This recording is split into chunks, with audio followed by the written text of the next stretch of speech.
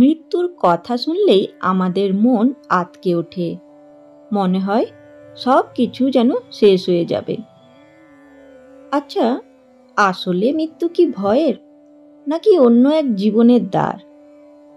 আজ আমরা ঠাকুর শ্রী রামকৃষ্ণের শিক্ষা ও গল্পের মাধ্যমে জানব কিভাবে মৃত্যু ভয় কাটানো যায়।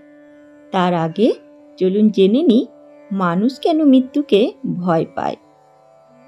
কারণ আমরা দেহকেই আসল ভাবি, মনে করি মৃত্যু মানেই সব কিছু শেষ হয়ে যাবে।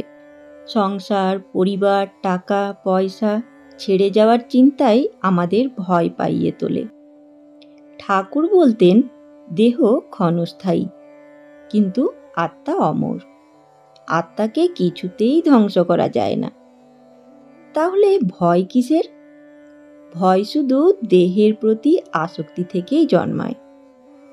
একবার এক ভক্ত ঠাকুরকে জিজ্ঞেস করলেন, ঠাকুর, মৃত্যুর কথা ভাবলেই আমার শরীর কেঁপে ওঠে, আমি কিভাবে ভয় কাটাবো?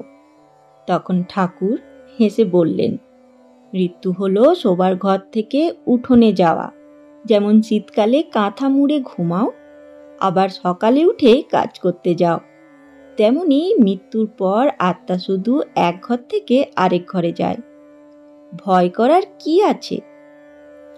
তিনি অন্য একটি উদাহরণ দিয়েও বুঝিয়েছিলেন। একটি পাখি খাঁচায় বন্দি।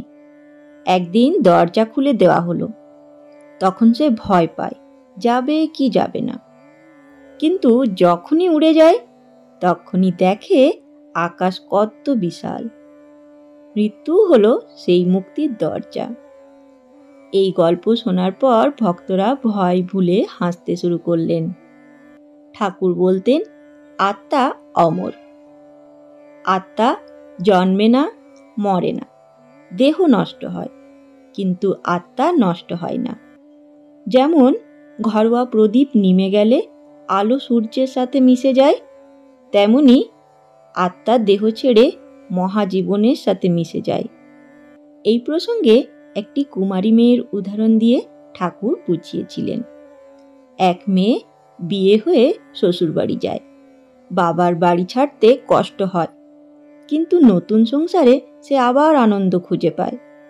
ঠাকুর বলতেন, আত্মাও তেমনি দেহ ছেড়ে নতুন সংসারে যায়।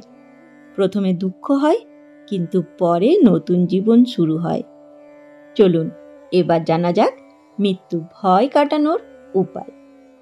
ঠাকুর শ্রী রামকৃষ্ণদেব মৃত্যুর ভয় কাটানোর কয়েকটি সহজ উপায় আমাদের বলে দিয়েছেন।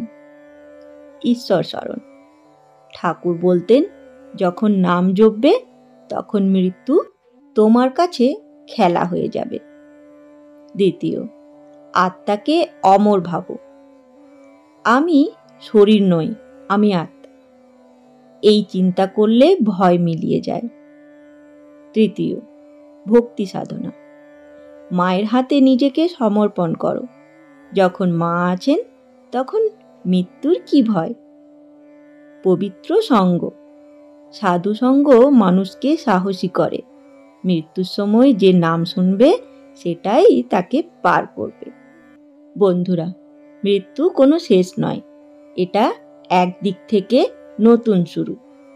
ঠাকুর বলতেন, যে মৃত্যু ভয় পায় সে অজ্ঞানী, আর যে জানে আত্মা অমর সে মৃত্যুকেও বন্ধু ভাবে। তাই আজ থেকে মৃত্যু নিয়ে ভয় নয়, বরং নাম স্মরণ ও ভক্তির মাধ্যমে সাহস নিয়ে বাঁচো। মৃত্যু ভয় যখন কাটবে তখন জীবনও হবে আনন্দময়। ধন্যবাদ।